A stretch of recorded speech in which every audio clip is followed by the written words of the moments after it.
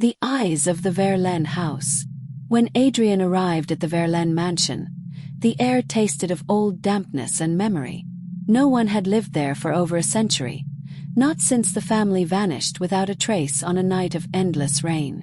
The village spoke of voices, of mirrors that refused to reflect, of a sweet perfume lingering in the halls though no one lived within. But Adrien, an art restorer and collector of secrets, didn't believe in legends. Not until he crossed the threshold. The house welcomed him like a long-lost lover. Dusty curtains stirred without wind, and the gas lamps flickered as if recognizing him. A part of him, the quietest part, the one that spoke only in dreams, knew he'd been there before. And although he couldn't remember when, he felt the portraits on the walls watching him with a mixture of longing and sorrow. Especially one. A woman with enormous eyes, dressed in a black velvet corset, followed him with her gaze from the canvas in the parlor. Adrien couldn't look away from her face. There was something in her expression, something that pleaded, or perhaps threatened. "Esme," he whispered without knowing why. That night, as he slept in the master bedroom, the house spoke to him. Not in words but in whispers. Wood creaking like bones, soft moans from the attic, footsteps with no master in the hallway. And the perfume. A blend of wilted jasmine and dried blood. He woke soaked in sweat, with one thought nailed into his mind. You are not alone. The next day, Adrien discovered a hidden diary behind a false wall. It belonged to Esme Verlaine.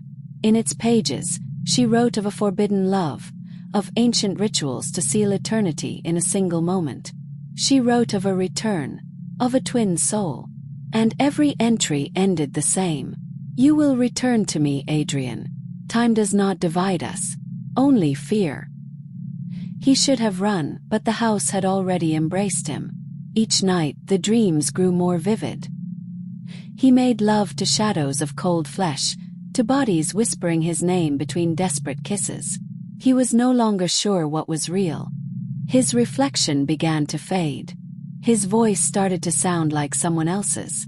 One evening he found the final portrait, himself, painted with the same palette as Esme's, the same yearning eyes. In the corner of the frame, a golden inscription. 2 souls, un house, a cycle without end. Now, Adrien no longer leaves the mansion. Curious villagers say they see a figure at the window, embraced by another, both smiling, both seemingly content.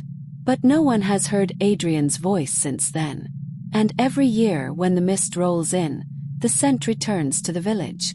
Because in the Verlaine house, love never dies. Only waits. If you like this story, please let me know in the comments. Like, subscribe and share for more stories. See you next time.